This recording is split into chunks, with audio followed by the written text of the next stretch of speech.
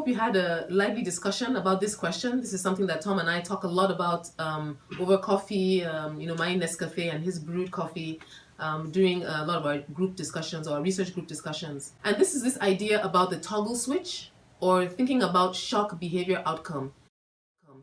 So in his lecture, he talked a lot about how to actually apply this, what this means.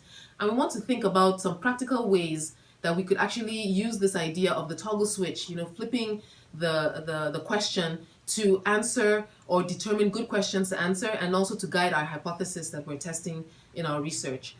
So we want to kind of share some of our experiences and hope that you guys had a rich discussion on this as well.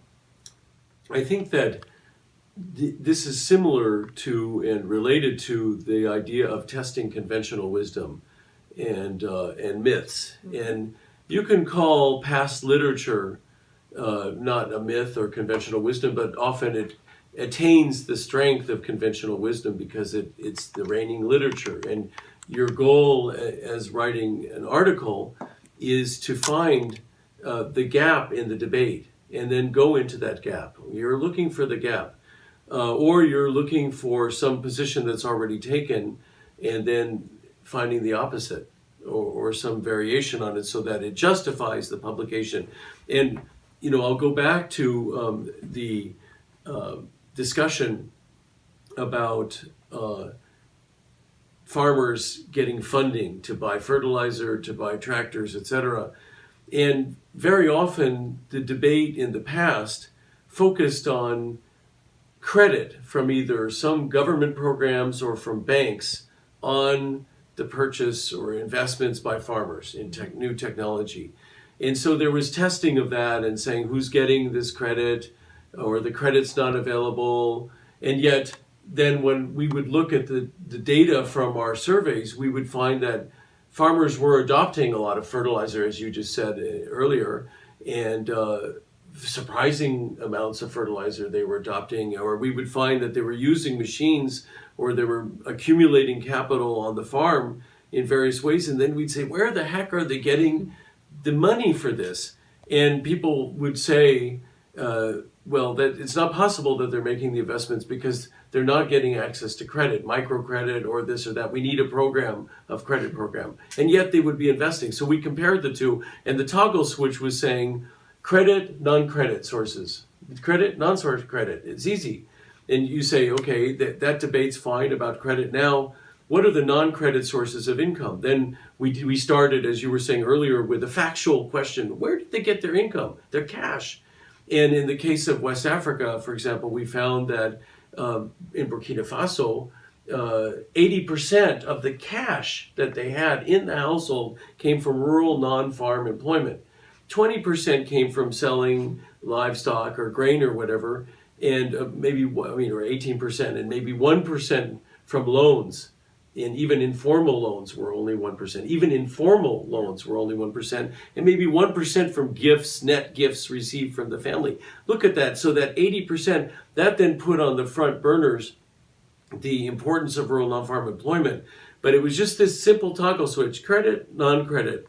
Another thing that we're doing recently is we're finding that with opportunity cost of women's time going up and with more production and supply of processed food in Africa and Asia, that the consumption of processed food is penetrating into rural areas, penetrating deep into diets. The share is very high of consumption.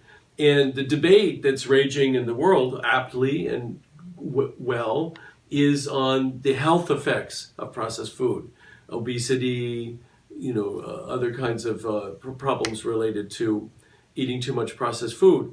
And so the debate is all going that way. So the toggle here was not credit, non-credit, or yes, no. It was more, let's look at, nutrition, and then there's sort of nutrition and non-nutrition. Okay, what are the non-nutrition effects? One could be employment, non-employment. So if you look at the employment, you say, what is the effect of processed food on employment, or employment on processed food consumption? And it turns out that certainly the two are related, that rural non-farm employment or work outside of the home by women increases their demand for processed food, and having processed food available increases their availability of their time. As my mother said many, many years ago, it liberated her from the kitchen so that she had time to go out and fulfill her dreams working outside the home. And so that is a new, to a certain extent, either a revived linkage or a new linkage in this domain. And just again done by just looking at the debate and then flipping it, toggle switch. That many times, you could also think about this toggle switch, or kind of trying to understand this toggle switch idea by thinking about heterogeneity, heterogeneity of effects. So I'll give two examples. One was work that I was doing on social learning. So we're looking at social learning and technology adoption. And there had been a lot of literature that had established that actually, social learning existed, or there was strong evidence that it existed, and that it would be useful to learn more about it and learn about its opportunity to be used as a vehicle in contexts where maybe extension services were not very strong.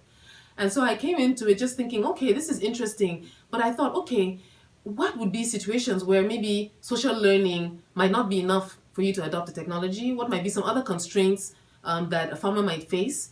And then I thought, okay, maybe it depends on how difficult the technology is, right? So if it's more difficult or less difficult, or if there are additional inputs that you might need alongside that technology. So you could think about it as technology type. One might be easier to learn about, one might be more difficult to learn about.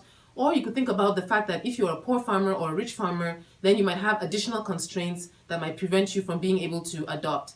And then what we did was that we said, okay, well, let's look at the social learning and let's vary it by poverty status. So let's look at the poor households and the non-poor households. And then let's also look at and think about it by the kinds of technology. Is it a technology that maybe requires inputs that are usually less of a challenge for poor households, like labor, maybe? Or does it require actual purchased inputs? And what we found was that when the technology was something that actually had additional inputs that needed to be purchased, then the poor were less likely to adopt, even if they were trained or they had access to information. But when it was something that actually was more with their labor, then we actually found that there was less differences in the learning effects for these farmers. So when we're just looking by poor and non-poor, we found that there was different mechanisms and different factors that were important for the effect of social learning on their adoption of technologies. Another thing that we've done also in Nigeria is our studies about feeding technologies that are being used by poultry farmers. And what we did was that we said, okay, what exactly is the nature of poultry industry in Nigeria, and how does that vary maybe in the north and in the south? And we actually found from our rapid reconnaissance, which is basically just going to the field and talking to different actors, that things seem to be quite different in the north and in the south. In the south, there was a lot of evidence of rapid growth of medium and large-scale farms, and we found that also in data that we got from the Corporate Affairs Commission, which showed us the number of registered farms in Nigeria over a period of about a decade. And what we saw was that there was this rapid rise in the last about 10 years, and a lot of it was happening in Southwest. And then when we went to the field, we saw that, okay, things were different in the north and in the south. And so then, as we began to look at different dimensions of things like technology adoption, feeding technologies, investments in the poultry enterprise, we found again huge heterogeneity just by north and south.